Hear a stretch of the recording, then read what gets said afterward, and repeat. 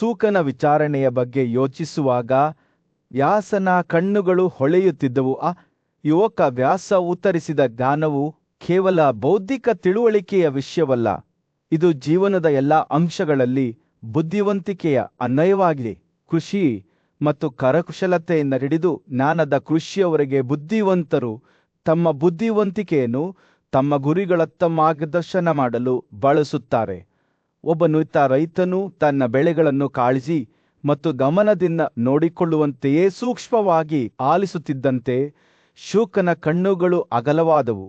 ಆದರೆ ವ್ಯಾಸನು ತನ್ನೊಳಗೆ ಸಂಶಯವಾದದ ಸುಳಿವನ್ನು ಗ್ರಹಿಸಿದನು. ಮಹರ್ಷಿಯೇ, ನನಗೆ ಹೇಳು, ಯಾವುದೇ ಅಂತರ್ಗತ ಉದ್ದೇಶ ಅಥವಾ ಮಾರ್ಗದರ್ಶಿ ಶಕ್ತಿ ಇಲ್ಲದೆ ಜಗತ್ತು ತನ್ನದೇ ಸ್ವಭಾವದ ಪ್ರಕಾರ ಕಾರ್ಯನಿರ್ವಹಿಸುತ್ತದೆ ಎಂದು ನಂಬುವವರ ಬಗ್ಗೆ ಏನು ಅವರು ಸ್ವಲ್ಪ ಮಟ್ಟಿನ ಸತ್ಯವನ್ನು ಹೊಂದಿಲ್ಲವೇ? ಅಯ್ಯೋ ಚಿಕ್ಕ ಹುಡುಗ, ಅಂತಹ ವ್ಯಕ್ತಿಗಳು ತಮ್ಮ ಸ್ವಂತ ತಪ್ಪು ಕಲ್ಪನೆಗಳಿಂದ ಕುರುಡರಾಗಿದ್ದಾರೆ.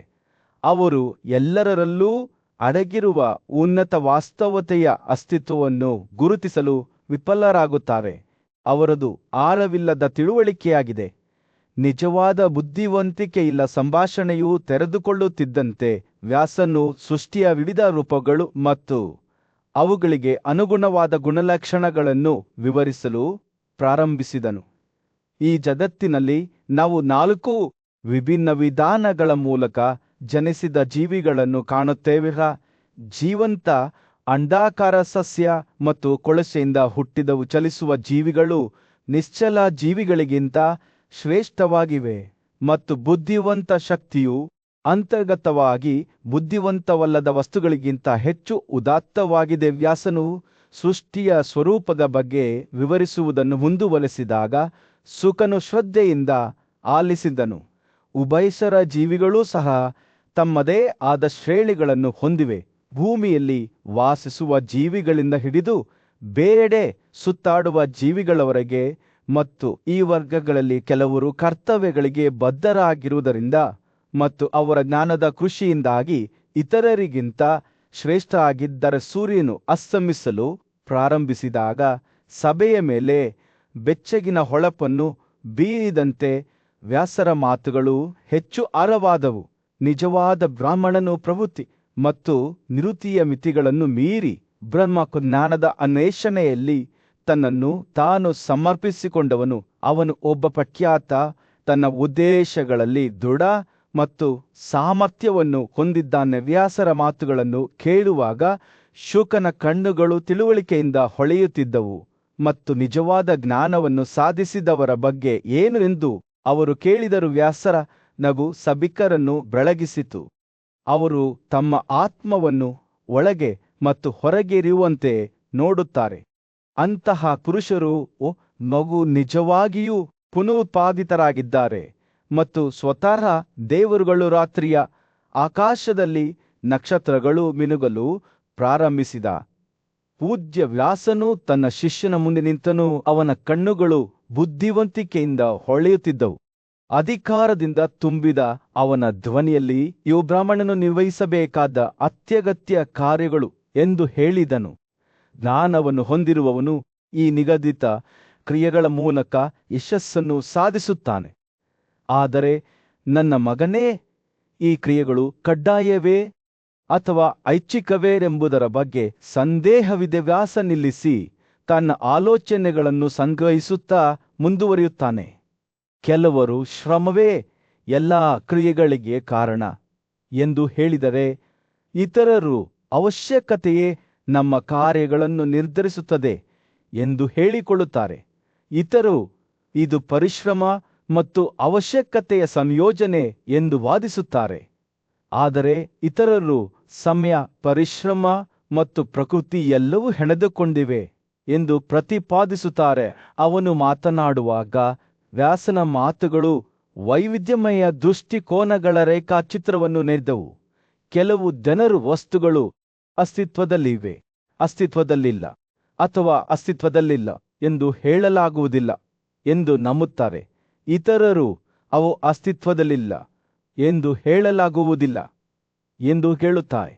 ಆದರೆ ಯೋಗಿಗಳು ಬ್ರಹ್ಮಾಂಡವನ್ನು ಒಂದಾಗಿ ನೋಡುತ್ತಾರೆ. ಬ್ರಹ್ಮನು ಅಂತಿಮ ಕಾರಣ. ಅವನು ದೂರದಲ್ಲಿ ನೋಡುತ್ತಾನೆ.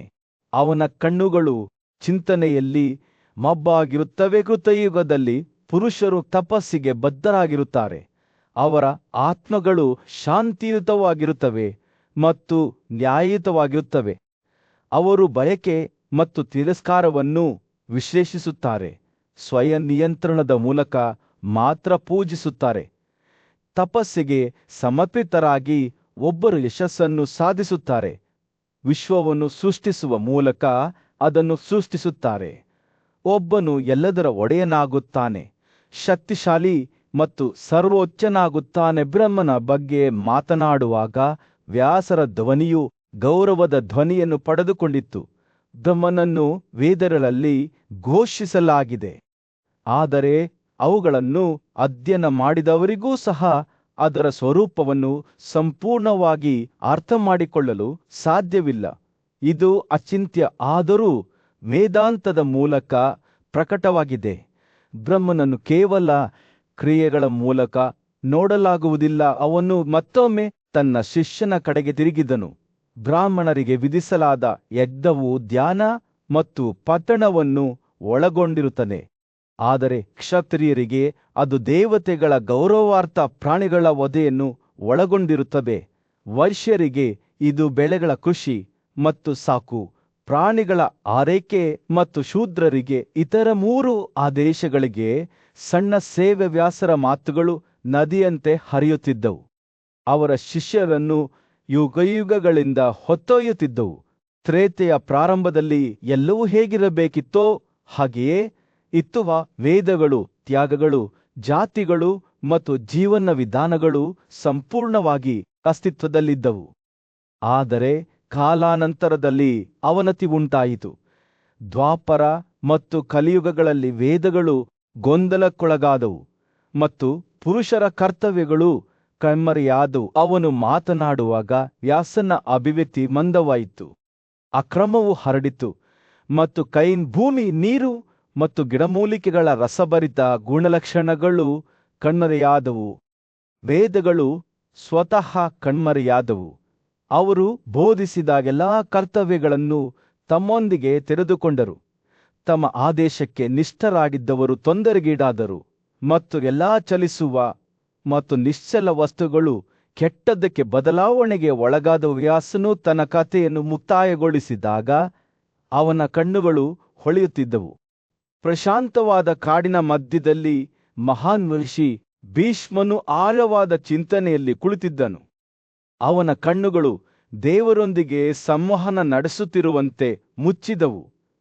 ಅವನ ಯುವ ಮತ್ತು ಉತ್ಸುಕ ಶಿಷ್ಯನಾದ ಶುಕನ ಆಗಮನದಿಂದ ಅವನ ಆಲೋಚನೆಗಳು ಅಡ್ಡಿಯಾದವು. ಅವನನ್ನು ಅಂತಿಮ ತಿಳುವಳಿಕೆಗೆ ಕರೆದೊಯ್ಯುವ ಪ್ರಶ್ನೆಗಳನ್ನು ಕೇಳಲು ಭೀಷ್ಮನು ಶುಕನಿಗೆ ಸೂಚನೆ ನೀಡಿದ್ದನು. ನಿರೀಕ್ಷೆಯಿಂದ ನಡುಗುತ್ತಿದ್ದ ಆತನ ಧ್ವನಿಯು ಭೀಷ್ಮನ ಬಳಿಗೆ ಬಂದಿತು. ಮಹಾನುಷಿ, ಅವನು ಪ್ರಾರಂಭಿಸಿದ, ನಾನು ವಿಮೋಚನೆಯ ಮಾರ್ಗವನ್ನು ಹುಡುಕಲು ನಿಮ್ಮ ಸೂಚನೆಗಳ ಮೂಲಕ ಮಾರ್ಗದರ್ಶನ ಪಡೆದಿದ್ದೇನೆ. ಗಳಿಕೆಗೆ ಮೀರಿದ ಮತ್ತು ನೇರ ಪುರಾವೆ ಅಥವಾ ತೀರ್ಮಾನದಿಂದ ಗ್ರಹಿಸಲಾಗದ ಬ್ರಹ್ಮನನ್ನು ಹೇಗೆ ಪಡೆಯುವುದು? ಭೀಷ್ಮನ ಬುದ್ಧಿವಂತಿಕೆಗಾಗಿ ಕಾಯುತ್ತಿರುವ ಸವಾಲಿನಂತೆ ಶುಕನ ಪ್ರಶ್ನೆಯು ಗಾಳಿಯಲ್ಲಿ ತೂಗಾಡುತ್ತಿತ್ತು. ಭೀಷ್ಮನು ತನ್ನ ಕಣ್ಣುಗಳನ್ನು ತೆರೆದನು ಮತ್ತು ಸೌಮ್ಯವಾದ ನಗುನೊಂದಿಗೆ ಮಾತನಾಡಲು ಪ್ರಾರಂಭಿಸಿದನು. ನನ್ನ ಯುವ ಸ್ನೇಹಿತ, ಅವನು ಹೇಳಿದನು, ಬ್ರಹ್ಮನ ಮಾರ್ಗವು ತಪಸ್ಸಿನ ಮೂಲಕವಲ್ಲ, ಅಥವಾ ಎಲ್ಲವನ್ನೂ ತ್ಯಜಿಸುವ ಮೂಲಕವಲ್ಲ, ಅಥವಾ ಸಾಂಖ್ಯ ತತ್ವಶಾಸ್ತ್ರ ಅಥವಾ ಯೋಗದ ಸಹಾಯದಿಂದಲೂ ಅಲ್ಲ. ಜ್ಞಾನವನ್ನು ಪಡೆಯುವುದು, ತಪಸ್ಸನ್ನು ಅಭ್ಯಾಸ ಮಾಡುವುದು, ಒಬ್ಬರ ಇಂದ್ರಿಯಗಳನ್ನು ನಿಗ್ರಹಿಸುವುದು ಮತ್ತು ಎಲ್ಲಾ ಪ್ರಾಪಂಚಿಕ ಸಂಬಂಧಗಳನ್ನು ತ್ಯಜಿಸುವುದು ಮುಖ್ಯವಾಗಿದೆ. ಭೀಷ್ಮನು ಮಾತನಾಡುತ್ತಿದ್ದಂತೆ ಆತನ ಮಾತುಗಳು ಪ್ರಾಚೀನ ಬುದ್ಧಿವಂತಿಕೆಯ ಭಾವಚಿತ್ರವನ್ನು ಹೆಣೆದವು. ಆತನು ವಿವರಿಸಿದಂತೆ ಭೂಮಿ, ನೀರು, ಬೆಳಕು, ಗಾಳಿ ಮತ್ತು ಬಾಹ್ಯಾಕಾಶ, ಈ 5 ಅಂಶಗಳು ಸೃಷ್ಟಿಯ ಆಧಾರ ಸ್ತಂಭಗಳಾಗಿದ್ದು ಪ್ರತಿಯೊಂದು ಜೀವಿಯಲ್ಲೂ ಅಸ್ತಿತ್ವದಲ್ಲಿವೆ. ದೇಹವು ತನ್ನ ವಿವಿಧ ಅಂಗಗಳು ಮತ್ತು ಇಂದ್ರಿಯಗಳನ್ನು ಹೊಂದಿದ್ದು ಅದರೊಳಗೆ ವಾಸಿಸುವ ಆತ್ಮಕ್ಕೆ ಒಂದು ಪಾತ್ರರಷ್ಟೇ ಆಗಿದೆ. ನಮ್ಮೊಳಗೆ ವಾಸಿಸುವ ಜ್ಞಾನವು ಭೌತಿಕ ಪ್ರಪಂಚದ ಮಿತಿಗಳಿಗೆ ಬದ್ಧವಾಗಿಲ್ಲ. ಅದು ಎಲ್ಲಾ ಗುಣಲಕ್ಷಣಗಳನ್ನು, ಧ್ವನಿ, ಸ್ಪರ್ಶ, ರೂಪರುಚಿ ಮತ್ತು ಪರಿಮಳವನ್ನು ಮೀರಿಸುತ್ತದೆ. ಸಾರಥಿಯಾದ ಮನಸ್ಸು ಇಂದ್ರಿಯಗಳನ್ನು ತಾನು ಆಯ್ಕೆ ಮಾಡಿದ ಮಾರ್ಗಗಳಲ್ಲಿ ಮಾರ್ಗದರ್ಶನ ಮಾಡುತ್ತದೆ.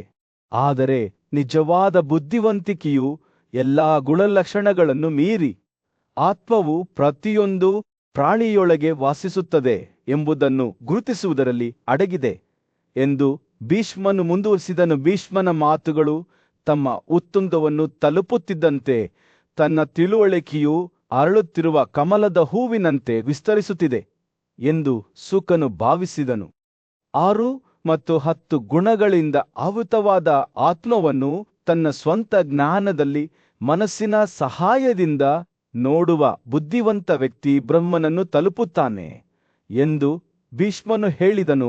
ಆ ಕ್ಷಣದಲ್ಲಿ ಸುಕನು ತನ್ನ ಕಣ್ಣುಗಳಿಂದ ಅಜ್ಞಾನದ ಮುಸುಕು ಹೊರಹೊಮ್ಮುವುದನ್ನು ಅನುಭವಿಸಿದನು. ಎಲ್ಲಾ ವಸ್ತುಗಳ ಪರಸ್ಪರ ಸಂಪರ್ಕವನ್ನು ಅವನು ನೋಡಿದನು. ಹೇಗೆ ಪ್ರತಿಯೊಂದು ಜೀವಿ ದೈವಿಕ ಅಭಿವ್ಯಕ್ತಿಯಾಗಿದೆ. ಭೀಷ್ಮನ ಮಾತುಗಳು ಒಂದು ಮಂತ್ರವಾಗಿ ಮಾರ್ಪಟ್ಟವು. ಅದು ಅವನೊಳಗೆ ಪ್ರತಿಧ್ವನಿಸಿತು. ಒಂದು ಜೀವಿ ತನ್ನ ಆತ್ಮವನ್ನು ಎಲ್ಲದರಲ್ಲೂ ಮತ್ತು ತನ್ನ ಆತ್ಮದಲ್ಲಿರುವ ಎಲ್ಲವನ್ನೂ ನೋಡಿದಾಗ ಅವನು ಬ್ರಹ್ಮನನ್ನು ತಲುಪುತ್ತಾನೆ ಎಂದು ಹೇಳಲಾಗುತ್ತದೆ. ಸೂರ್ಯನು ಮುಳುಗಲು ಪ್ರಾರಂಭಿಸಿದಾಗ ಕಾಡಿನ ಮೇಲೆ ಚಿನ್ನದ ಹೊಳಪನ್ನು ಬೀಸಿದ ಸುಕನು ತನ್ನೊಳಗೆ ಶಾಂತಿಯ ಭಾವವನ್ನು ಅನುಭವಿಸಿದನು. ತನಗೆ ಒಂದು ಅಮೂಲ್ಯವಾದ ಉಡುಗೊರೆಯನ್ನು ನೀಡಲಾಗಿದೆ ಎಂದು ಅವನಿಗೆ ತಿಳಿದಿತ್ತು. ಪರಮಾತ್ಮನು ಪ್ರತಿಯೊಂದು ಜೀವಿಯಲ್ಲೂ ವಾಸಿಸುತ್ತಾನೆ ಮತ್ತು ನಿಜವಾದ ವಿಮೋಚನೆಯು ಈ ಏಕತೆಯನ್ನು ಗುರುತಿಸುವುದರಲ್ಲಿ ಅಡಗಿದೆ ಎಂಬ ತಿಳುವಳಿಕೆ ಜವೆ. ಸೂರ್ಯನು ಉರುಳುತ್ತಿರುವ ಬೆಟ್ಟಗಳ ಮೇಲೆ ಮುಳುಗಲು ಪ್ರಾರಂಭಿಸಿದನು. ಭೂದೃಶ್ಯದ ಮೇಲೆ ಬೆಚ್ಚಗಿನ ಕಿತ್ತಳೆ ಬಣ್ಣದ ಹೊಳಪನ್ನು ಬೀಸಿದನು. ಪೂಜ್ಯ ಋಷಿಯಾದ ವ್ಯಾಸನು ಕಲ್ಲಿನ ಪೀಠದ ಮೇಲೆ ಅಡ್ಡಕಾಲಿನೊಂದಿಗೆ ಕುಳಿತಿದ್ದನು. ಅವನ ಕಣ್ಣುಗಳು ಚಿಂತನೆಯಲ್ಲಿ ಮುಚ್ಚಿದ್ದವು. ಅವನ ಮುಂದೆ ಅರ್ಜುನ ಎಂಬ ಯುವ ಯೋಧನು ಬ್ರಹ್ಮಾಂಡದ ರಹಸ್ಯಗಳನ್ನು ಕಲಿಯಲು ಉತ್ಸುಕನಾಗಿದ್ದನು. ಅತ್ಯುತ್ತಮ ಮಗನೇ, ವ್ಯಾಸನು ಪ್ರಾರಂಭಿಸಿದನು. ನಾನು ಸಾಂಖ್ಯ ಪದ್ಧತಿಯ ಪ್ರಕಾರ ಸತ್ಯವನ್ನು ನಿನಗೆ ಹೇಳಿದ್ದೆ. ಈಗ ನಾನು ನಿನಗೆ ಯೋಗದ ಮಾರ್ಗವನ್ನು ವಿವರಿಸುವಾಗ ಕೇಳು.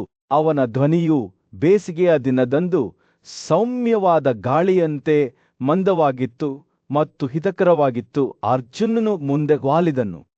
ಅವನ ಕಣ್ಣುಗಳು ಋಷಿಯ ಮುಖದ ಮೇಲೆ ಗಮನವನ್ನು ಕೇಂದ್ರೀಕರಿಸಿದವು. ಬುದ್ಧಿ ಮತ್ತು ಮನಸ್ಸು ಮತ್ತು ಎಲ್ಲಾ ಇಂದ್ರಿಯಗಳನ್ನು ಸರ್ವವ್ಯಾಪಿ ಆತ್ಮದೊಂದಿಗೆ ಒಗ್ಗೂಡಿಸುವುದು ಅಗ್ರಗಣ್ಯ ಜ್ಞಾನ ಎಂದು ಹೇಳಲಾಗುತ್ತದೆ.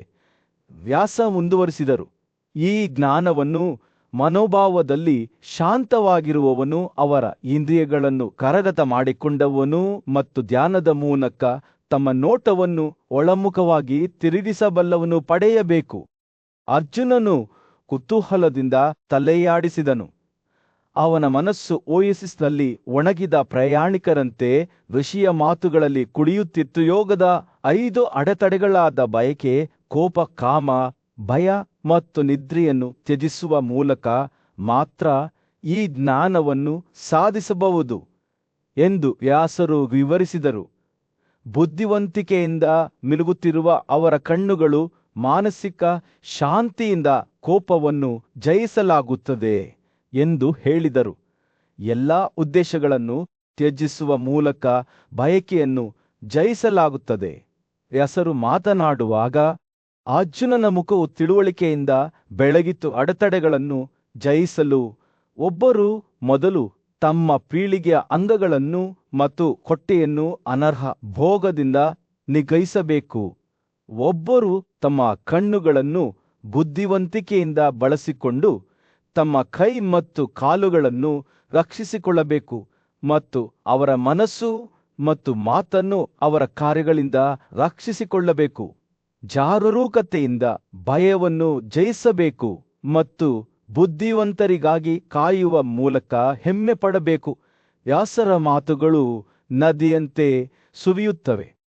ಅರ್ಜುನನ ಹೃದಯವನ್ನು ಉದ್ದೇಶದ ಪ್ರಜ್ಞೆಯಿಂದ ತುಂಬಿಸುತ್ತವೆ. ಸೂರ್ಯನು ದಿಗಂತದ ಕೆಳಗೆ ಮುಳುಗಿ ಜಗತ್ತನ್ನು ಮೃದುವಾದ ಸಂಜೆಯ ಹೊಳಪಿನಲ್ಲಿ ಮುಳುಗಿಸಿದಾಗ ವ್ಯಾಸನು ಧ್ಯಾನ ಅಧ್ಯಯನ ಉಡುಗೊರೆ, ಸತ್ಯ, ನಮ್ರತೆ, ಸರಳತೆ, ಕ್ಷಮೆ ಮತ್ತು ದೇಹ ಮತ್ತು ನಡವಳಿಕೆಯ ಶುದ್ಧತೆಯ ಪ್ರಾಮುಖ್ಯತೆಯ ಬಗ್ಗೆ ಮಾತನಾಡಿದರು. ಈ ಸದ್ಗುಣಗಳು ಒಬ್ಬರ ಶಕ್ತಿಯನ್ನು ಹೆಚ್ಚಿಸುತ್ತವೆ. ಅದು ವರ್ಧಿಸಿದಾಗ ಒಬ್ಬರ ಪಾಪಗಳನ್ನು ನಾಶಪಡಿಸುತ್ತದೆ ಎಂದು ಅವರು ಹೇಳಿದರು. ರಾತ್ರಿಯ ಆಕಾಶದಲ್ಲಿ ನಕ್ಷತ್ರಗಳು ಮಿನುಗಲು ಪ್ರಾರಂಭಿಸಿದಾಗ ವ್ಯಾಸನು ಅರ್ಜುನನನ್ನು ಮನಸ್ಸು ಮತ್ತು ಇಂದ್ರಿಯಗಳನ್ನು ನಿಗ್ರಹಿಸಲು ಹಲವಾರು ಕಸರತ್ತುಗಳ ಮೂಲಕ ಮುನ್ನಡೆಸಿದನು. ಅವರು ಪರ್ವತದ ಶಿಖರದ ಮೇಲೆ ಒಟ್ಟಿಗೆ ಕುಳಿತಿದ್ದರು. ಗಾಳಿಯಲ್ಲಿ ನಿಧಾನವಾಗಿ ತೂಗಾಡುವ ಮರಗಳಿಂದ ಸುತ್ತುವರಿದಿದ್ದರು. ಋಷಿಯು ಅರ್ಜುನನಿಗೆ ತನ್ನ ಇಂದ್ರಿಯಗಳನ್ನು ಭಾರ್ಯ ವಸ್ತುಗಳಿಂದ ಹೇಗೆ ಹಿಂತೆಗೆದುಕೊಳ್ಳಬೇಕು ಎಂದು ಕಲಿಸಿದನು. ಮೀನುಗಾರನು ತನ್ನ ಬಲೆಗಳಲ್ಲಿ ತೂಗಾಡುತ್ತಿರುವಂತೆ ಪ್ರತಿ ಹಾದು ಹೋಗುವ ದಿನಕ್ಕನುಗುಣವಾಗಿ ಅರ್ಜುನನು ತನ್ನ ಮನಸ್ಸು ಶಾಂತವಾಗುತ್ತಾ ತನ್ನ ಆಲೋಚನೆಗಳು ಹೆಚ್ಚು ಕೇಂದ್ರೀಕೃತವಾಗುತ್ತಾ ಬಂದವು ಎಂದು ಭಾವಿಸಿದನು. ಅವನು ಭಕ್ತಿಯಿಂದ ಯೋಗವನ್ನು ಅಭ್ಯಾಸ ಮಾಡಿದನು, ತನ್ನ ಇಂದ್ರಿಯಗಳನ್ನು ನಿಗ್ರಹಿಸಲು ಮತ್ತು ಅವೆಲ್ಲವನ್ನೂ ಬ್ರಹ್ಮನ ಜ್ಞಾನದಲ್ಲಿ ವಿಲೀನಗೊಳಿಸಲು ಪ್ರಯತ್ನಿಸಿದನು. ಅವನು ತನ್ನೊಳಗೆ ಆಳವಾಗಿ ನೋಡುತ್ತಿದ್ದಂತೆ ಅವನ ಸುತ್ತಲಿನ ಪ್ರಪಂಚವು ಹಿನ್ನೆಲೆಗೆ ಮರೆಯಾಗಲು ಪ್ರಾರಂಭಿಸಿದುದ ನಂತರ ಬೇಸಿಗೆಯ ದಿನದಂದು ಮಿಂಚಿನವೇ ತನ್ನ ಮಗನ ಸಮ್ಮುಖದಲ್ಲಿ ಪರಾಶರನ ವಂಶಸ್ಥನಾದ ಶುಕನು ಭೀಷ್ಮನಿಗೆ ಒಂದು ಆಳವಾದ ಪ್ರಶ್ನೆಯನ್ನು ಕೇಳಿದನು. ವೇದಗಳ ಘೋಷಣೆಗಳು ದ್ವಿಗುಣವಾಗಿವೆ ಎಂದು ಅವನು ಹೇಳಿದನು. ಅವರು ನಮಗೆ ಎಲ್ಲಾ ಕ್ರಿಯೆಗಳನ್ನು ಮಾಡಲು ಆಜ್ಞಾಪಿಸುತ್ತಾರೆ, ಆದರೆ ಅಂತಹ ಕ್ರಿಯೆಗಳನ್ನು ತ್ಯಜಿಸಲು ಸಹ ಒತ್ತಾಯಿಸುತ್ತಾರೆ.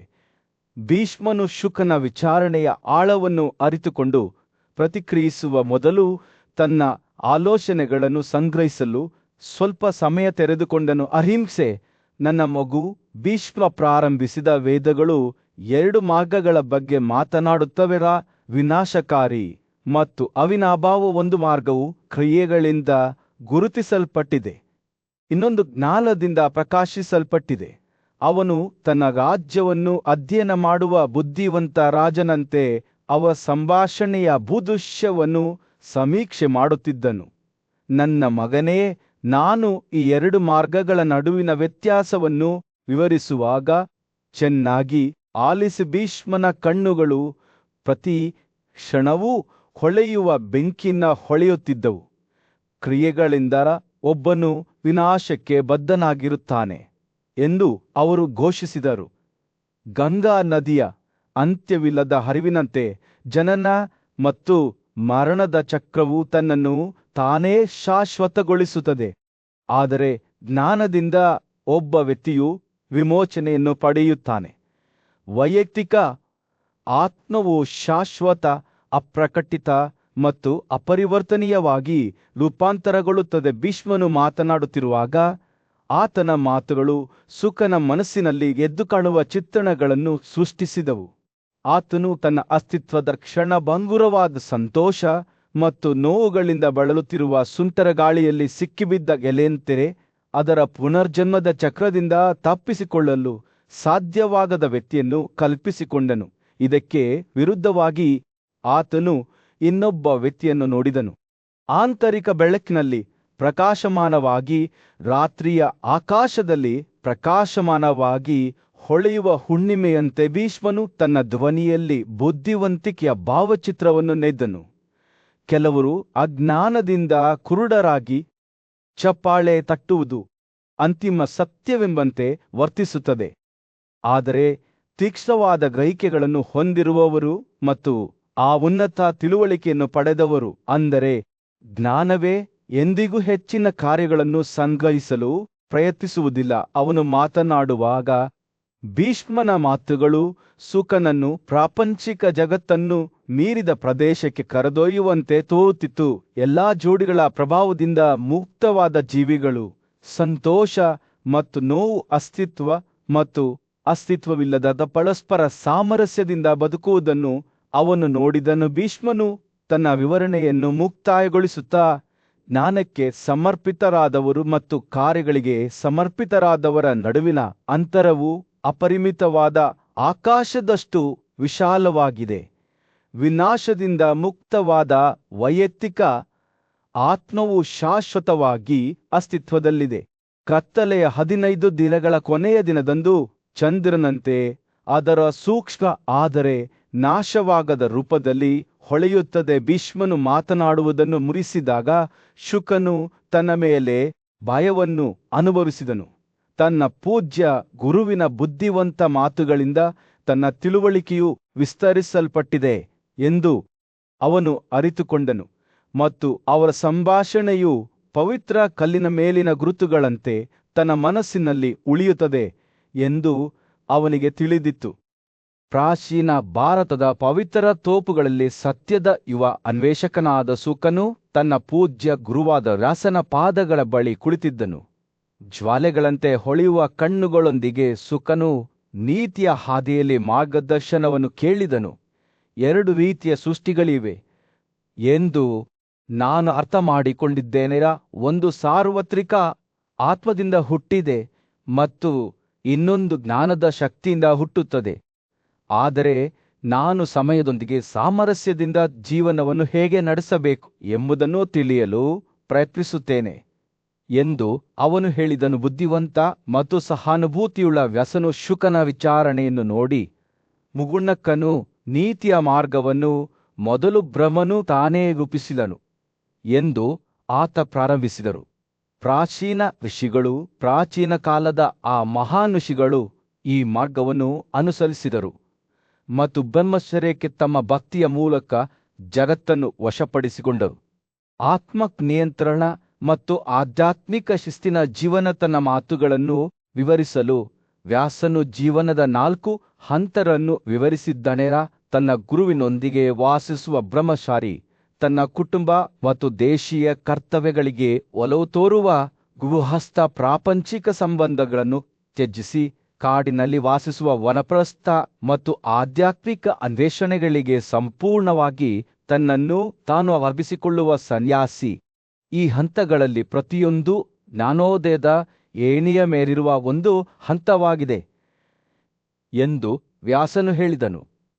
ಈ ಏಣಿಯ ಮೇಲೆ ಹತ್ತುವ ಮೂಲಕ ಬ್ರಹ್ಮನ ರಾಜ್ಯವನ್ನು ತಲುಪುತ್ತಾನೆ. ವ್ಯಾಸನು ಪ್ರತಿಯೊಂದು ಹಂತದ ಕರ್ತವ್ಯಗಳನ್ನು ವಿವರಿಸುವಾಗ ಶುಕನು ಶ್ರದ್ಧೆಯಿಂದ ಆಲಿಸುತ್ತಿದ್ದನು. ಬ್ರಹ್ಮಚಾರಿಗೆ ಅವನು ತನ್ನ ಗುರುವಿನೊಂದಿಗೆ ಬದುಕಬೇಕು, ಅವನಿಗೆ ಸೇವೆ ಸಲ್ಲಿಸಬೇಕು ಮತ್ತು ಅವನಿಂದ ಕಲಿಯಬೇಕು. ಅವನು ಒಬ್ಬ ಕ್ಷುಲ್ಲಕ ಸೇವಕನಂತೆ ಇರಬೇಕು. ಪ್ರತಿಫಲ ಅಥವಾ ಹೊಗಳಿಕೆಯ ನಿರೀಕ್ಷೆಯಿಲ್ಲದೆ ಎಲ್ಲಾ ಕಾರ್ಯಗಳನ್ನು ನಿರ್ವಹಿಸಬೇಕು.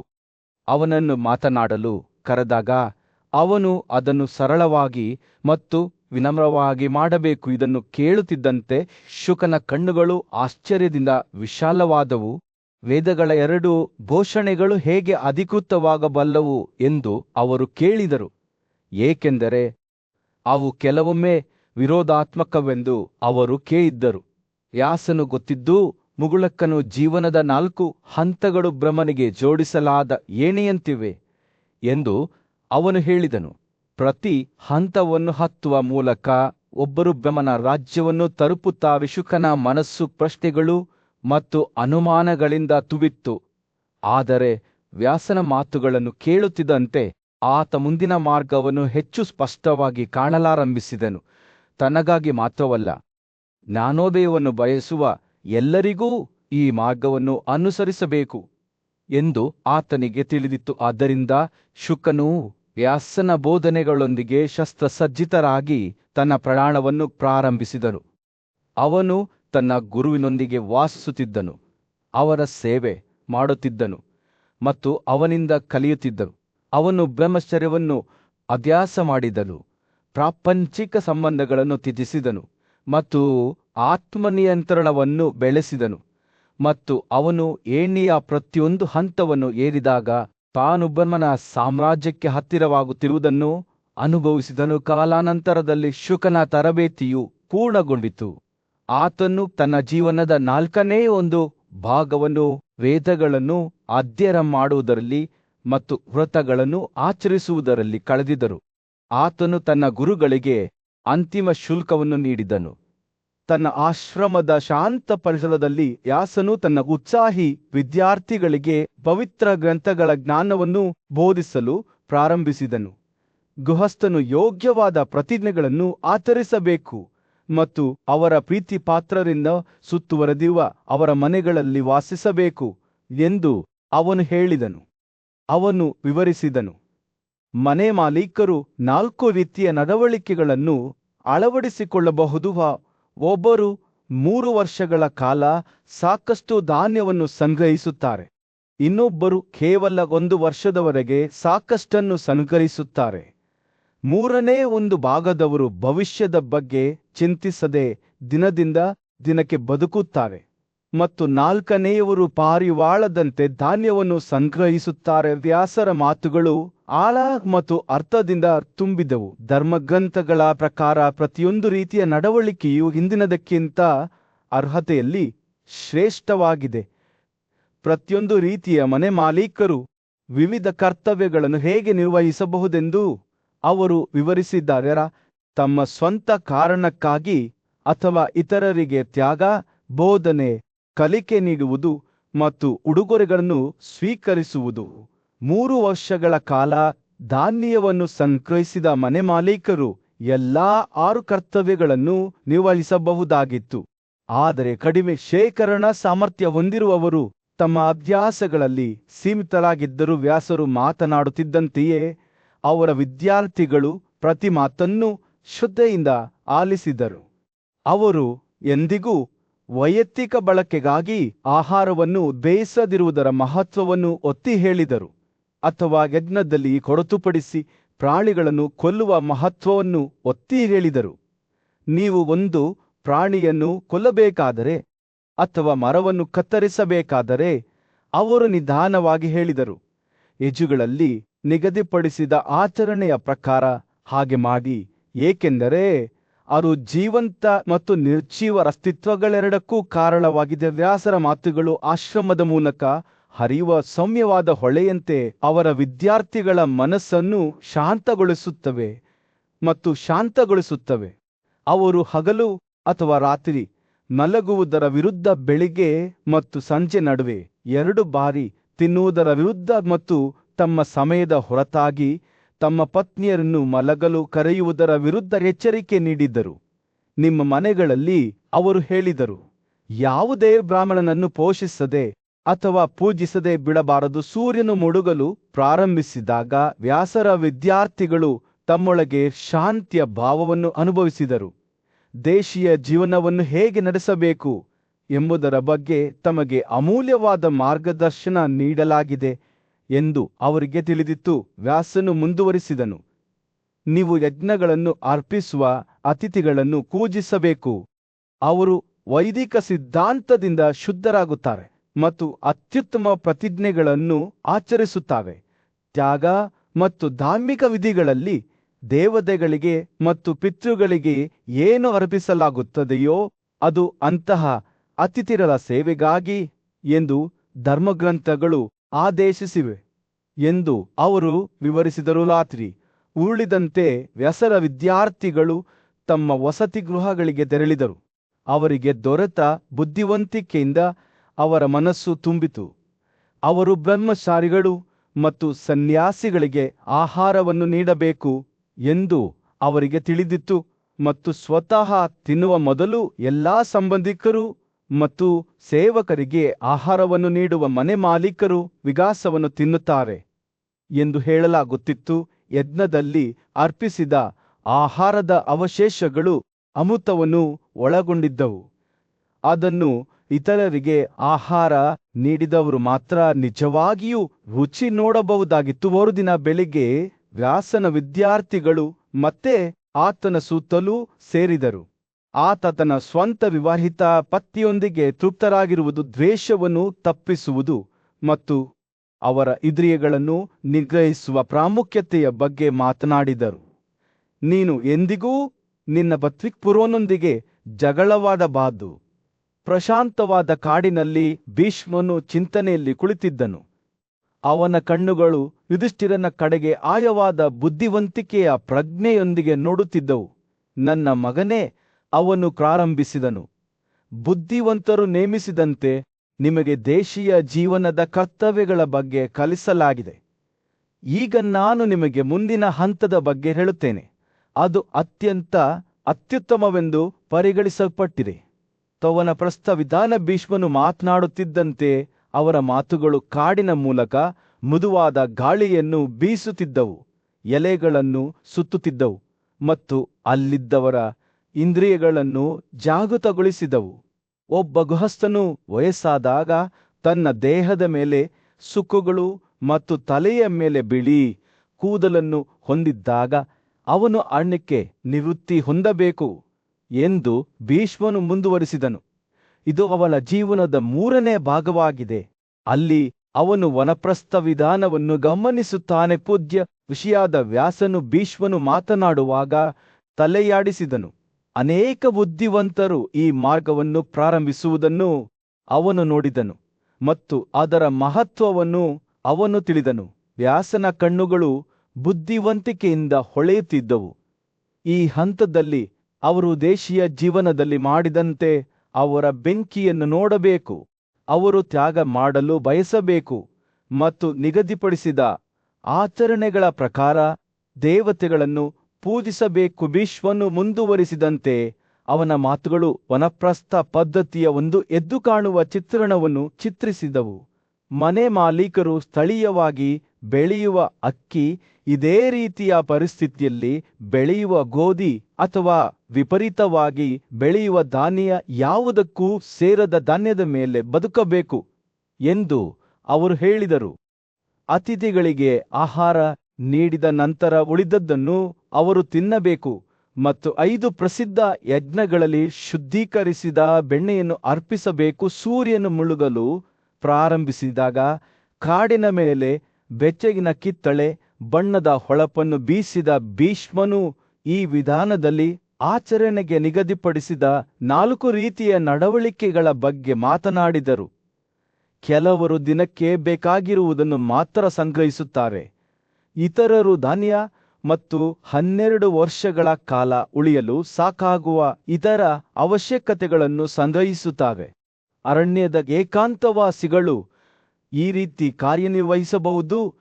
ವ್ಯಾಸ ಹೇಳಿದರು, ಅತಿಥಿಗಳನ್ನು ಪೂಜಿಸಲು ಮತ್ತು ತ್ಯಾಗ ಮಾಡಲು ರಾತ್ರಿ ಬೀಳುತ್ತಿದ್ದಂತೆ ರಾತ್ರಿಯ ಜೀವಿಗಳ ಶಬ್ದಗಳಿಂದ ಅರಣ್ಯವು ಜೀವಂತವಾಯಿತು.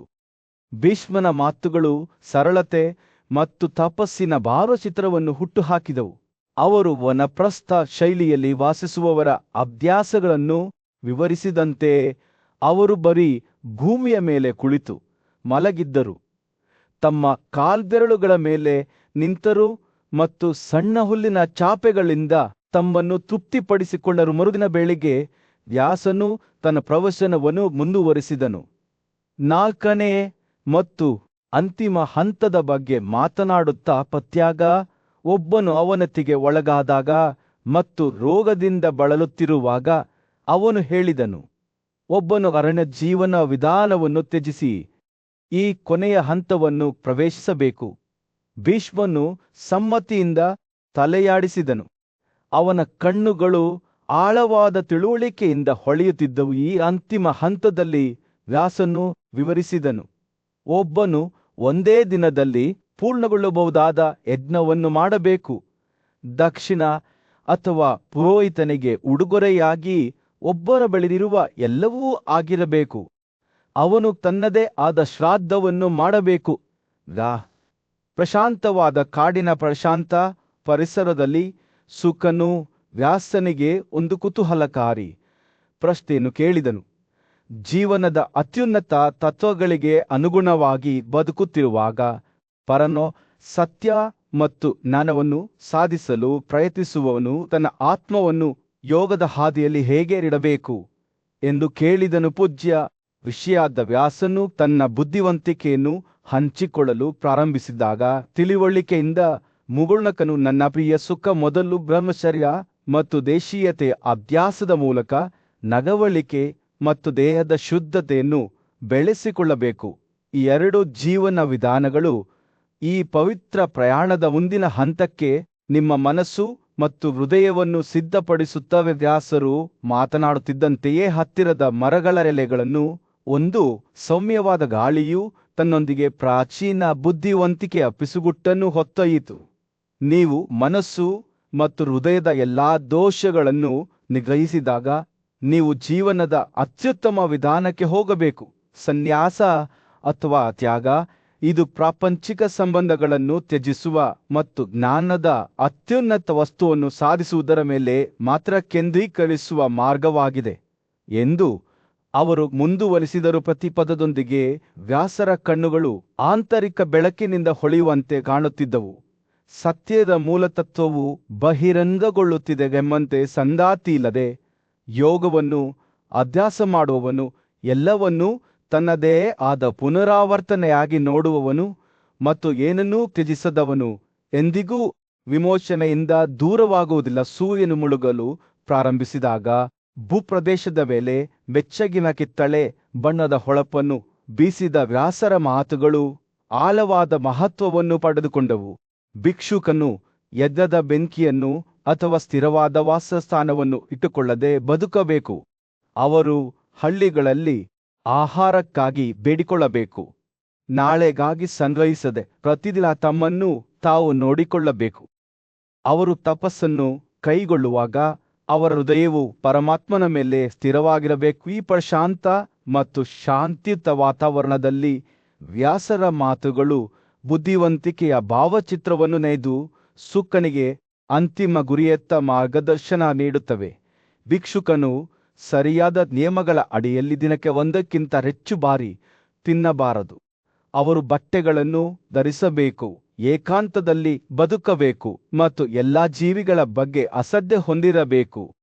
ಅವರ ಅಸ್ತಿತ್ವದ ಮೂಲತತ್ವವು ಲಗತ್ತುಗಳಿಂದ ಮುಕ್ತವಾಗಿರಬೇಕು. ರಾತ್ರಿ ಬೀಳಲು ಪ್ರಾರಂಭಿಸಿದಾಗ ಕಾಡಿನ ಮೇಲೆ ಗಾಢವಾದ ನೀಲಿ ಬಣ್ಣವನ್ನು ಬೀಸಿದ ವ್ಯಾಸನ ಮಾತುಗಳು ನಿಗೂಢವಾದ ಗಾಳಿಯನ್ನು ತೆಗೆದುಕೊಂಡವು. ಅವರ ಅಹಂಕಾರವನ್ನು ನಿಗ್ರಹಿಸಿದ ಆತ್ಮಜ್ಞಾನದಿಂದ ತೃಪ್ತರಾಗಿರುವ ಮತ್ತು ಭಯ ಮತ್ತು ಬಯಕೆಯಿಂದ ಮುಕ್ತ ಆಗಿರುವ ಭಿಕ್ಷುಕನು ಸಾವನ್ನೇ ಮೀರುತ್ತಾನೆ. ಶಾಂತವಾದ ಪೂಜ್ಯವಾದ ಮೌನದಲ್ಲಿ ವ್ಯಾಸನು ಪರಮ ಸತ್ಯದ ರಹಸ್ಯಗಳನ್ನು ಬಹಿರಂಗಪಡಿಸುತ್ತಿದ್ದಂತೆ ಸುಕನು ಶ್ರದ್ಧೆಯಿಂದ ಆಲಿಸಿದನು. ದೇವರುಗಳು ಅವನನ್ನು ಮೋಹದಿಂದ ಮುಕ್ತನಾದ ಏಕಾಂತದಲ್ಲಿ ವಾಸಿಸುವ ಶಾಂತ ಹೃದಯವುಳ್ಳ ಮತ್ತು ನೀತಿಗೆ ಸಮರ್ಪಿತವಾದ ಬ್ರಾಹ್ಮಣನಾಗಿ ತಿಳಿದಿದ್ದಾರೆ. ಎಲ್ಲಾ ಜೀವಿಗಳಿಗೆ ಸಹಾನುಭೂತಿಯ ಭರವಸೆಯನ್ನು ನೀಡಿದವನೆಂದು ಅವರು ಅವನನ್ನು ತಿಳಿದಿದ್ದಾರೆ. ರಾತ್ರಿಯ ಆಕಾಶದಲ್ಲಿ ನಕ್ಷತ್ರಗಳು ಮಿನುಗಲು ಪ್ರಾರಂಭಿಸಿದಾಗ ವ್ಯಾಸರ ಮಾತುಗಳು ತಮ್ಮ ಉತ್ತುಂಗವನ್ನು ತಲುಪಿದವು. ಎಲ್ಲಾ ಜೀವಿಗಳಿಗೆ ನಿರುಪದ್ರವತೆಯ ಭರವಸೆಯ ಉಡುಗೊರೆಯು ಅರ್ಹತೆಯ ದೃಷ್ಟಿಯಿಂದ ಇತರ ಎಲ್ಲಾ ಉಡುಗೊರೆಗಳನ್ನು ಮೀರಿಸುತ್ತದೆ. ಪ್ರಶಾಂತ ಮತ್ತು ನೆಮ್ಮದಿಯ ವಾತಾವರಣದಲ್ಲಿ ವ್ಯಾಸನು ತನ್ನ ನಿಷ್ಠಾವಂತ ವಿದ್ಯಾರ್ಥಿಗೆ ತನ್ನ ಆಳವಾದ ಬುದ್ಧಿವಂತಿಕೆಯನ್ನು ಬೋಧಿಸಲು ಪ್ರಾರಂಭಿಸಿದನು. ಜೀವ ಅಥವಾ ಆತ್ಮವು ಎಲ್ಲಾ ಅಸ್ತಿತ್ವದ ತಿಳು ಪ್ರಕೃತಿಯ ಮಾರ್ಪಾಡುಗಳಾಗಿರುವ ಬಹುಮುಖಿ ಗುಣಲಕ್ಷಣಗಳನ್ನು ಹೊಂದಿದೆ ಎಂದು ಅವನು ಹೇಳಿದನು. ಅವನು ಮಾತನಾಡುವಾಗ ವಾತಾವರಣವು ಗೌರವದ ಗಾಳಿಯಿಂದ ತುಂಬಿತ್ತು. ಸತ್ಯದ ಮೂಲತತ್ವವು ಬಹಿರಂಗಗೊಳ್ಳುತ್ತಿದೆ ಎಂಬಂತೆ ವ್ಯಾಸನು ಇಂದ್ರಿಯಗಳು, ಮನಸ್ಸು ಮತ್ತು ಆತ್ಮದ ನಡುವಿನ ಸಂಕೀರ್ಣ ಸಂಬಂಧಗಳನ್ನು ವಿವರಿಸುವುದನ್ನು ಮುಂದುವರೆಸಿದನು. ವಿಶ್ವಾಸಾರ್ಹಕ ಭೂಪ್ರದೇಶದ ಮೂಲಕ ಸಂಚರಿಸುವ ಒಬ್ಬ ನುರಿತ ಸಾರಥಿಯಂತೆ ಅವನು ಹೇಳಿದನು. ಆತ್ಮವು ತನ್ನ ಇಂದ್ರಿಯಗಳ ಸಹಾಯದಿಂದ ಜೀವನದ ಸಂಕೀರ್ಣತೆಗಳನ್ನು ಸಂಚರಿಸುತ್ತದೆ. ಅವು ಚೆನ್ನಾಗಿ ತರಬೇತಿ ಪಡೆದ ಕುದುರೆಗಳಂತೆ. ಇಂದ್ರಿಯಗಳ ವಸ್ತುಗಳು ಇಂದ್ರಿಯಗಳಿಗಿಂತ ಶ್ರೇಷ್ಠವಾಗಿದ್ದವು, ಆದರೆ ಮನಸ್ಸು ಆ ವಸ್ತುಗಳ ಮೇಲೆ ನಿಂತಿತ್ತು. ತಿಳುವಳಿಕೆಯು ಸೂಕ್ಷ್ಮ ಮತ್ತು ಶುಚ್ಚುವ ಸಾಮರ್ಥ್ಯವು ಇನ್ನೂ ಹೆಚ್ಚು ಎತ್ತರದಲ್ಲಿತ್ತು ಮತ್ತು ಈ ಶ್ರೇಣಿಯ ಪರಾಕಾಷ್ಠೆಯಲ್ಲಿ ಪ್ರಕಟವಾದ ಬ್ರಹ್ಮ ಎಲ್ಲ ಗ್ರಹಿಕೆಯನ್ನು ಮೀರಿದ ಸರ್ವೋಚ್ಚ ವಾಸ್ತವವಾಗಿತ್ತು. ವ್ಯಾಸರ ಮಾತುಗಳು ಅರ್ಥವನ್ನು ಬಿಂಬಿಸುತ್ತಿದ್ದಂತೆ ಆತನ ಶಿಷ್ಯನು ತೀಕ್ಷ್ಣವಾದ ಗಮನದಿಂದ ಆಲಿಸಿದನು. ಆತನು ತೀವ್ರ ಚಿಂತನೆಯ ಮೂಲಕ ಇಂದ್ರಿಯಗಳನ್ನು ಮತ್ತು ಅವುಗಳ ವಸ್ತುಗಳನ್ನು ಆಂತರಿಕ ಆತ್ಮದಲ್ಲಿ ವಿಲೀನಗೊಳಿಸಬಲ್ಲ ಯೋಗಿಯ ಬಗ್ಗೆ ಮಾತನಾಡುತ್ತಿದ್ದನು. ಪ್ರಜ್ಞೆಯ 3 ಸ್ಥಿತಿಗಳನ್ನು ಪ್ರತಿಬಿಂಬಿಸುವ ಮೂಲಕ ವಸ್ತು, ಆಲೋಚನೆ, ಚಿಂತನೆಯ ಕ್ರಿಯೆ ಮತ್ತು ಚಿಂತಕ ಯೋಗಿಯು ಮರ್ತ್ಯ ಅಸ್ತಿತ್ವದ ಮಿತಿಗಳನ್ನು ಮೀರಿಸಬಲ್ಲನು. ಒಬ್ಬರ ಹೃದಯವನ್ನು ಶುದ್ಧೀಕರಿಸಿದಾಗ ವ್ಯಾಸನು ಹೇಳಿದನು, ಮತ್ತು ಒಬ್ಬನು ತನ್ನ ನಿಜವಾದ ಸ್ವಭಾವದೊಂದಿಗೆ ಸಾಮರಸ್ಯದಿಂದ ಬದುಕಿದಾಗ ಅತ್ಯುನ್ನತ ಸಂತೋಷವನ್ನು ಪಡೆಯುತ್ತಾನೆ. ವ್ಯಾಸರ ಮಾತುಗಳನ್ನು ಕೇಳುವಾಗ ವಿದ್ಯಾರ್ಥಿಯ ಕಣ್ಣುಗಳು ತಿಳುವಳಿಕೆಯಿಂದ ಹೊಳೆಯುತ್ತಿದ್ದವು. ಇದು ಕೇವಲ ಒಂದು ತಾತ್ವಿಕ ಪ್ರವಚನವಲ್ಲ, ಜನನ ಮತ್ತು ಮರಣದ ಚಕ್ರಗಳಿಂದ ವಿಮೋಚನೆಯ ಮಾರ್ಗವಾಗಿದೆ ಎಂದು ಅವರು ಅರಿತುಕೊಂಡರು. ಅಂತಹ ಸ್ಥಿತಿಯನ್ನು ಸಾಧಿಸಿದ ಯೋಗಿ ತನ್ನ ಶಾಂತತೆಯಲ್ಲಿ ಕಚಲವಾದ ಜ್ವಾಲೆಯಂತೆ ಬದುಕಿದ್ದರು. ವ್ಯಾಸರು ತಮ್ಮ ಆರಂಭಿಕ ವಿವರಣೆಯನ್ನು ಮುಕ್ತಾಯಗೊಳಿಸಿದಾಗ ಅವರು ಸತ್ಯವನ್ನು ಗ್ರಹಿಸುವಲ್ಲಿ ನಂಬಿಕೆ ಮತ್ತು ಪ್ರಾಮಾಣಿಕತೆಯ ಮಹತ್ವವನ್ನು ಒತ್ತಿ ಹೇಳಿದರು. ಈ ದಾನವನ್ನು ಯಾರಿಗೂ ನೀಡಬಾರದು, ಆದರೆ ಶಾಂತವಾದ ಆತ್ಮಗಳು ಆತ್ಮಸಂಯಮ ಮತ್ತು ವೇದಗಳ ಬಗ್ಗೆ ಆಳವಾದ ತಿಳುವಳಿಕೆಯನ್ನು ಹೊಂದಿರುವವರಿಗೆ ನೀಡಬೇಕು ಎಂದು ಅವರು ಹೇಳಿದರು. ವ್ಯಾಸರು ಈ ಪವಿತ್ರ ಜ್ಞಾನವನ್ನು ಪಡೆಯುವ ಅರ್ಹತೆಗಳನ್ನು ವಿವರಿಸುವಾಗ ವಿದ್ಯಾರ್ಥಿ ಶ್ರದ್ಧೆಯಿಂದ ಆಲಿಸಿದರು. ಅಂತಿಮವಾಗಿ ಸೌಮ್ಯವಾದ ವಿಚಾರಣೆಯ ಗಾಳಿಯೊಂದಿಗೆ ವ್ಯಾಸನು ತನ್ನ ವಿದ್ಯಾರ್ಥಿಯನ್ನು ಕೇಳಿದನು, ಹೇಳಿ, ನೀವು ಇನ್ನೂ ಏನನ್ನು ಅರ್ಥ ಮಾಡಿಕೊಳ್ಳಲು ಪ್ರಯತ್ನಿಸುತ್ತಿದ್ದೀರಿ? ನಿಮ್ಮ ಮನಸ್ಸಿನಲ್ಲಿ ಯಾವ ಅನುಮಾನಗಳು ಉಳಿದಿವೆ? ಅವನು ಮಾತನಾಡುವಾಗ ಸೂರ್ಯ ಮತ್ತು ಚಂದ್ರನು ದಿಗಂತದ ಮೇಲೆ ಏರಿದಂತೆ ಕಾಣುತ್ತಿದ್ದವು. ಜ್ಞಾನದ ಭೂದೃಶ್ಯವನ್ನು ಬೆಳಗಿಸುತ್ತಿದ್ದರು. ವಾತಾವರಣವು ನಿರೀಕ್ಷೆಯಿಂದ ತುಂಬಿತ್ತು, ಅಸ್ತಿತ್ವದ ರಹಸ್ಯಗಳನ್ನು ಬಹಿರಂಗಪಡಿಸಲಿರುವನ್ನೇ. ಪ್ರಶಾಂತ ವಾತಾವರಣದಲ್ಲಿ ಮಹಾನ್ ಋಷಿ ವ್ಯಾಸರ ನಿಷ್ಠಾವಂತ ವಿದ್ಯಾರ್ಥಿಯಾಗಿದ್ದ ಶುಕನು ಭಯಭೀತರಾಗಿ ಕುಳಿತು ಅಧ್ಯಾತ್ಮನ ರಹಸ್ಯಗಳ ಬಗ್ಗೆ ಹೆಚ್ಚಿನ ಜ್ಞಾನೋದಯವನ್ನು ಬಯಸಿದನು. ಗೌರವ ಮತ್ತು ಕುತೂಹಲದಿಂದ ಈ ಆಳವಾದ ವಿಷಯದ ಬಗ್ಗೆ ವಿವರಿಸಲು ಅವನು ವ್ಯಾಸನನ್ನು ಕೇಳಿಕೊಂಡನು. ನಕ್ಷತ್ರಗಳಂತೆ ಹೊಳೆಯುವ ತನ್ನ ಬುದ್ಧಿವಂತ ಕಣ್ಣುಗಳೊಂದಿಗೆ ವ್ಯಾಸನು ಬುದ್ಧಿವಂತಿಕೆಯ ವಸ್ತ್ರವನ್ನು ನೇಯ್ಗೆ ಮಾಡಲು ಪ್ರಾರಂಭಿಸಿದನು. ಆತ ಹೇಳಿದ ಎಲ್ಲಾ ಜೀವಿಗಳಲ್ಲಿ ವ್ಯಾಪಿಸಿರುವ ಮೂಲತತ್ವವೇ ಅದು 5 ಮೂಲಭೂತ ಘಟಕಗಳಿಂದ ಕೂಡಿದೇರ ಭೂಮಿ, ನೀರು, ಬೆಳಕು, ಗಾಳಿ ಮತ್ತು ಬಾಹ್ಯಾಕಾಶ. ಈ ಅಂಶಗಳು ವಸ್ತುನಿಷ್ಠವಾಗಿ ಒಂದಾಗಿದ್ದರೂ ಸೃಷ್ಟಿಯ ವಿಭಿನ್ನ ಅಂಶಗಳಾಗಿ ಸಾಗರದ ಅಲೆಗಳಂತೆ ಪ್ರಕಟವಾಗುತ್ತವೆ. ವ್ಯಾಸನು ಹೇಳಿದಂತೆ ತನ್ನ ಅಂಗಾಂಗಗಳನ್ನು ಚಾಚಿಕೊಂಡು ಮತ್ತೆ ಅವುಗಳನ್ನು ಹಿಂತೆಗೆದುಕೊಳ್ಳುವ ಆಮೆಗಳ ಸಾದೃಶ್ಯವು ಶುಕನ ಮನಸ್ಸನ್ನು ಆಕರ್ಷಿಸಿತು. ಅಷ್ಟೇ ವ್ಯಾಸನು ವಿವರಿಸಿದನು. 5 ಮಹಾನ್ ಘಟಕಗಳು ರೂಪಾಂತರಗಳಿಗೆ ಒಳಗಾಗುತ್ತವೆ, ಬ್ರಹ್ಮಾಂಡದಲ್ಲಿ ಎಲ್ಲವನ್ನೂ ಸೃಷ್ಟಿಸುತ್ತವೆ ಮತ್ತು ನಾಶಪಡಿಸುತ್ತವೆ. ಸೃಷ್ಟಿಕರ್ತನು ಈ ಅಂಶಗಳನ್ನು ವಿವಿಧ ಉದ್ದೇಶಗಳನ್ನು ಪೂರೈಸಲು ಜೀವಿಗಳ ನಡುವೆ ಅಸಮಾನವಾಗಿ ಹಂಚಿಕೊಂಡಿದ್ದಾನೆ.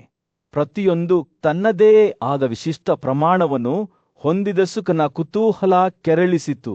5 ಅಸ್ತಿತ್ವಗಳ ನಡುವಿನ ಸಂಬಂಧಗಳ ಈ ಸಂಕೀರ್ಣ ಜಾಲವನ್ನು ಮತ್ತು ವಿವಿಧ ಜೀವಿಗಳಲ್ಲಿ ಅವುಗಳ ಅಭಿವ್ಯಕ್ತಿಗಳನ್ನು ಹೇಗೆ ಅರ್ಥ ಮಾಡಿಕೊಳ್ಳಬಹುದು ಎಂದು ಅವನು ಕೇಳಿದನು. ವ್ಯಾಸನು ನಗುತ್ತಾ, ಅವನ ಕಣ್ಣುಗಳು ಸಂತೋಷದಿಂದ ಮಿನುಗುತ್ತಿದ್ದವು. ಅಸಮಾನ ವಿತರಣೆಯನ್ನು ಗ್ರಹಿಸಲು ಅವರು ಹೇಳಿದರು, ಈ ಅಂಶಗಳಿಂದ ಉದ್ಭವಿಸುವ ಇಂದ್ರಿಯಗಳು ಮತ್ತು ಗುಣಲಕ್ಷಣಗಳನ್ನು ಪರಿಗಣಿಸಿ ಶಬ್ದವು ಬಾಹ್ಯಾಕಾಶದಿಂದ ಹುಟ್ಟುತ್ತದೆ, ಆದರೆ ರೂಪವು ಬೆಳಕಿನಿಂದ ಹುಟ್ಟುತ್ತದೆ. ನೀರಿನಿಂದ ಋಷಿ ಹೊರಹೊಮ್ಮುತ್ತದೆ, ಭೂಮಿಯಿಂದ ಪರಿಮಳ ಮತ್ತು ಗಾಳಿಯಿಂದ ಸ್ಪರ್ಶ. ಪ್ರಮುಖ ಉಸಿರಾಟಗಳು ಅಂಗಗಳ ಕ್ರಿಯೆ ಮತ್ತು ಜೀರ್ಣಕಾರಿ ಬೆಂಕಿ ಎಲ್ಲವೂ ಗಾಳಿಯ ರೂಪಾಂತರಗಳಾಗಿವೆ. ವ್ಯಾಸನು ಅಧ್ಯಾತ್ಮನ ರಹಸ್ಯಗಳನ್ನು ಬಿಚ್ಚಿರುವುದನ್ನು ಮುಂದುವರಿಸಿದಾಗ ಶುಕನು ಶ್ರದ್ಧೆಯಿಂದ ಆಲಿಸಿದನು. ಇಂದ್ರಿಯಗಳು ಮತ್ತು ಗುಣಲಕ್ಷಣಗಳ ನಡುವಿನ ವ್ಯತ್ಯಾಸವನ್ನು ಹೇಗೆ ಗುರುತಿಸಬಹುದು ಮತ್ತು ಅವು ಪ್ರಜ್ಞೆಯ ಮೂಲವಾದ ತಿಳುವಳಿಕೆಗೆ ಹೇಗೆ ಸಂಬಂಧಿಸಿವೆ ಎಂದು ಕೇಳಿದನು. ವ್ಯಾಸರ ಪ್ರತಿಕ್ರಿಯೆಯು ಬೇಸಿಗೆಯ ದಿನದಂದು ಸೌಮ್ಯವಾದ ಗಾಳಿಯಂತೆ ಇತ್ತು. ಆಮೆಯು ತನ್ನ ಕಾಲುಗಳನ್ನು ಹಿಂತೆರೆದುಕೊಳ್ಳುವಂತೆ ತಿಳುವಳಿಕೆಯು ಇಂದ್ರಿಯಗಳನ್ನು ಸೃಷ್ಟಿಸುತ್ತದೆ ಮತ್ತು ಅವುಗಳನ್ನು ತನ್ನೊಳಗೆ ಹಿಂತೆಗೆದುಕೊಳ್ಳುತ್ತದೆ. ಗ್ರಹಿಕೆಯು 5 ಗುಣಲಕ್ಷಣಗಳಾಗಿ ರೂಪಾಂತರಗೊಳ್ಳುತ್ತದೆ: ಸ್ವರೂಪ, ಪರಿಮಳ, ರುಚಿ, ಧ್ವನಿ ಮತ್ತು ಸ್ಪರ್ಶ ಮತ್ತು ಮನಸ್ಸು ಸೇರಿದಂತೆ 6 ಇಂದ್ರಿಯಗಳಾಗಿ. ತಿಳುವಳಿಕೆ ಇಲ್ಲದಿದ್ದಾಗ ಗುಣಲಕ್ಷಣಗಳು ಎಲ್ಲಿವೆ? ಅಂಶಗಳ ಸಂಕೀರ್ಣ ನೃತ್ಯ ಮತ್ತು ಅವುಗಳ ರೂಪಾಂತರಗಳ ಬಗ್ಗೆ ಯೋಚಿಸುವಾಗ ಶುಕನ ಮನಸ್ಸು ಆಶ್ಚರ್ಯದಿಂದ ತುಂಬಿತು. ವ್ಯಾಸನು ಪ್ರತಿಯೊಂದು ಜೀವಿಯಲ್ಲೂ 3 ಮೂಲಭೂತ ಗುಣಗಳಿವೆ ಎಂದು ವಿವರಿಸುವುದನ್ನು ಮುಂದುವರೆಸಿದನು. ರಾಜರು, ತಮರು ಮತ್ತು ಸತ್ವಗಳು.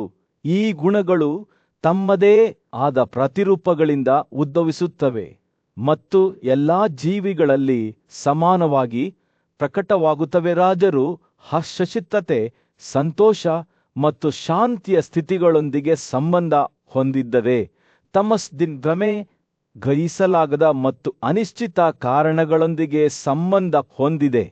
ಮತ್ತೊಂದೆಡೆ ಸತ್ವವು ಸಂತೋಷ, ಸಮಚಿತ್ತತೆ, ತೃಪ್ತಿ ಮತ್ತು ಏಕತೆಯ ಭಾವದಿಂದ ನಿರೂಪಿಸಲ್ಪಟ್ಟಿದೆ. ವ್ಯಾಸನು ತನ್ನ ಪ್ರವಚನವನ್ನು ಮುಕ್ತಾಯಗೊಳಿಸಿದಾಗ ಸೂರ್ಯನಲ್ಲಿ ಅರಳುತ್ತಿರುವ ಕಮಲದಂತೆ ತನ್ನ ತಿಳುವಳಿಕೆಯು ವಿಸ್ತರಿಸುತ್ತಿದೆ ಎಂದು ಶುಕನು ಭಾವಿಸಿದನು. ಪ್ರಾಚೀನ ಬುದ್ಧಿವಂತಿಕೆಯ ಹೃದಯದಲ್ಲಿ ಮನಸ್ಸು, ತಿಳುವಳಿಕೆ ಮತ್ತು ಆತ್ಮದ ನಡುವಿನ ಸಂಕೀರ್ಣವಾದ ನೃತ್ಯದ ಬಗ್ಗೆ ವ್ಯಾಸರು ಮಾತನಾಡಿದರು.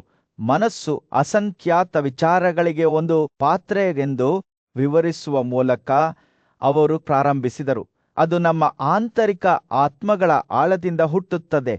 ಸೂಕ್ಷ್ಮವಾದ ಆದರೆ ಶಕ್ತಿಯಾದ ತಿಳುವಳಿಕೆಯು ಯಾವ ಆಲೋಚನೆಗಳು ನಿಜ ಮತ್ತು ಯಾವುವು ಕೇವಲ ಭ್ರಮೆಗಳಾಗಿವೆ ಎಂಬುದನ್ನು ನಿರ್ಧರಿಸುತ್ತದೆ.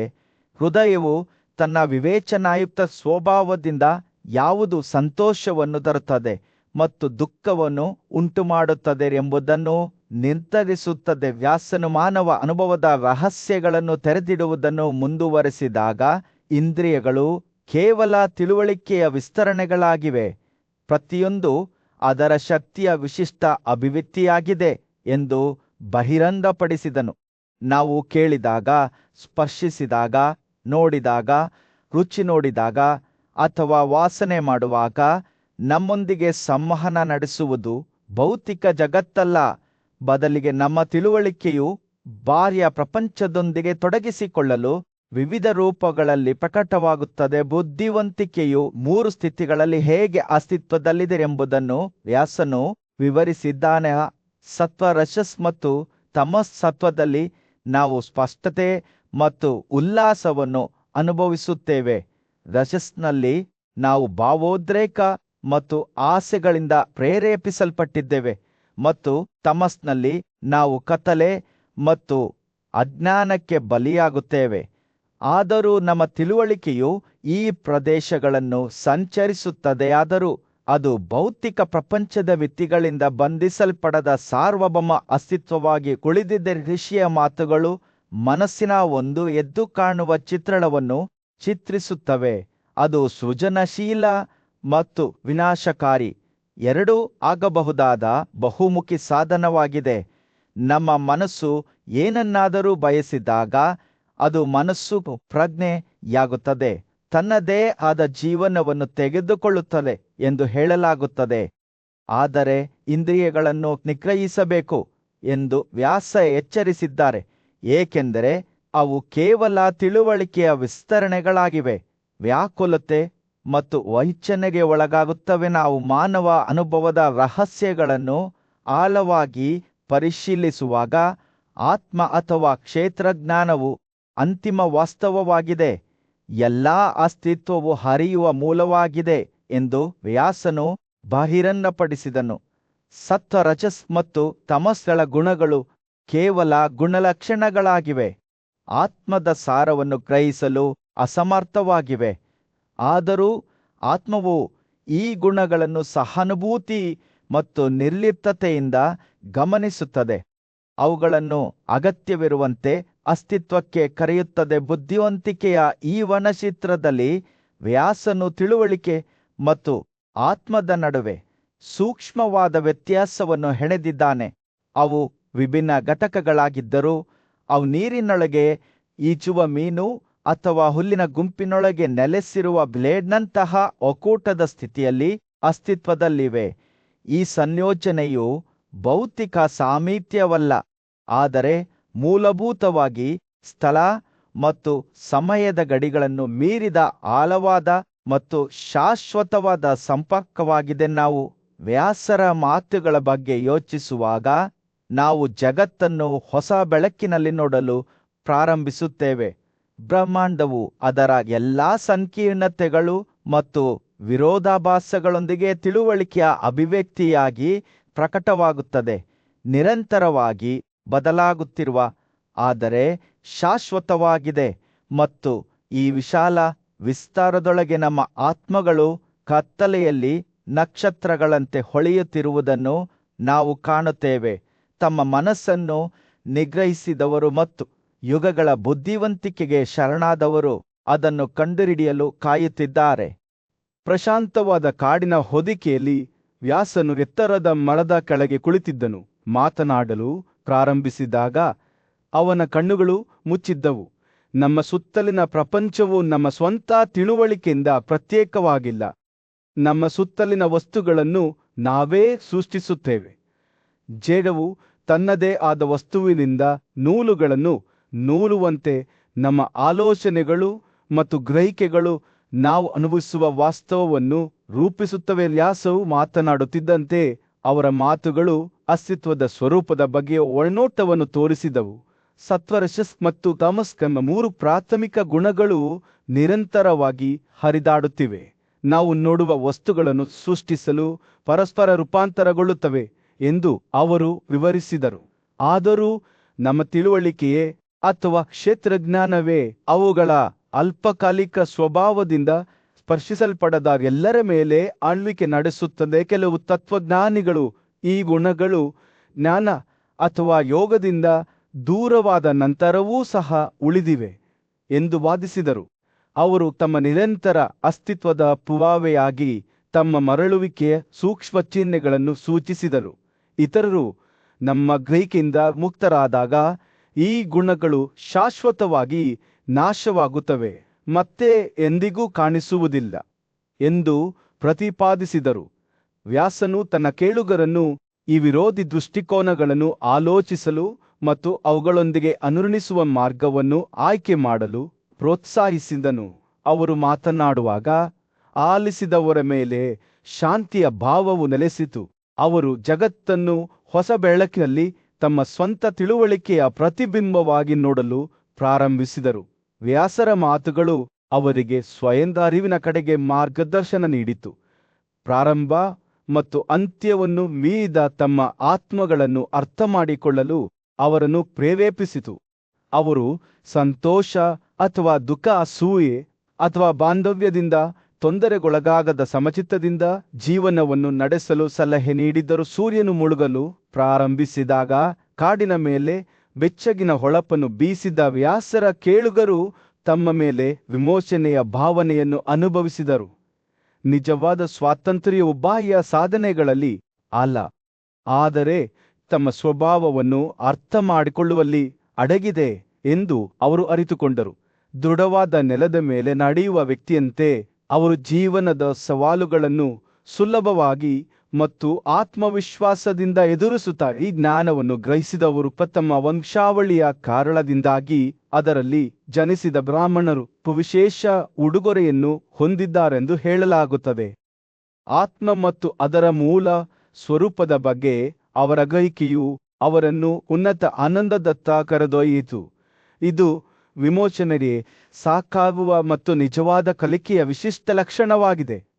ಅವರು ಬುದ್ಧಿವಂತ ಪುರುಷರು ಮತ್ತು ಮಹಿಳೆಯರಾದರು, ಯಶಸ್ಸಿನಿಂದ ಕಿರೀಟವನ್ನು ಪಡೆದರು ಮತ್ತು ಭಯದಿಂದ ಮುಕ್ತರಾದರು. ಸಂಜೆ ಆಕಾಶದಲ್ಲಿ ನಕ್ಷತ್ರಗಳು ಮಿನುಗಲು ಪ್ರಾರಂಭಿಸಿದಾಗ ವ್ಯಾಸರ ಕೇಳುಗರು ತಮ್ಮ ಹೃದಯಗಳು ಸಂತೋಷ ಮತ್ತು ತಿಳುವಳಿಕೆಯಿಂದ ತುಂಬಿವೆ ಎಂದು ಭಾವಿಸಿದರು. ಅವರು ಜಗತ್ತನ್ನು ಅದರ ಎಲ್ಲಾ ಸೌಂದರ್ಯ ಮತ್ತು ಶಾಶ್ವತತೆಯಿಂದ ನೋಡಿದರು. ನಿಜವಾದ ಸಂತೋಷವು ಕ್ಷಣಿಕವಾದ ಸಂತೋಷಗಳಲ್ಲ, ಆದರೆ ಒಬ್ಬರ ಸ್ವಂತ ಅಗತ್ಯ ಸ್ವಭಾವವನ್ನು ಗುರುತಿಸುವುದರಲ್ಲಿದೆ ಎಂದು ತಿಳಿದಿದ್ದರು ಮತ್ತು ಆದ್ದರಿಂದ ಅವರು ಭಯ ಮತ್ತು ದುಃಖದಿಂದ ಮುಕ್ತರಾಗಿ ಯುಗಗಳ ಬುದ್ಧಿವಂತಿಕೆಯಿಂದ ಮಾರ್ಗದರ್ಶನ ಪಡೆದು ತಮ್ಮ ಆತ್ಮಗಳ ಜ್ಞಾನದಿಂದ ಕಿರೀಟವನ್ನು ಪಡೆದರು. ಪ್ರಶಾಂತವಾದ ಭೂಪ್ರದೇಶದ ಮೇಲೆ ಸೂರ್ಯನು ಉದಯಿಸಲಿಲ್ಲವಾದ್ದರಿಂದ ಸುಕನು ತನ್ನ ಬುದ್ಧಿವಂತ ಮತ್ತು ಪೂಜ್ಯ ಮಾರ್ಗದರ್ಶಿಯಾದ ವ್ಯಾಸನ ಬಳಿಗೆ ಹೋದನು. ಕುತೂಹಲಭರಿತ ಮನಸ್ಸು ಮತ್ತು ಕಲಿಯುವ ಉತ್ಸಾಹದಿಂದ ಸುಕನು ವ್ಯಾಸನನ್ನು ಜೀವನದ ಅತ್ಯಂತ ಪ್ರಮುಖ ಕರ್ತವ್ಯದ ಬಗ್ಗೆ ಕೇಳಿದನು.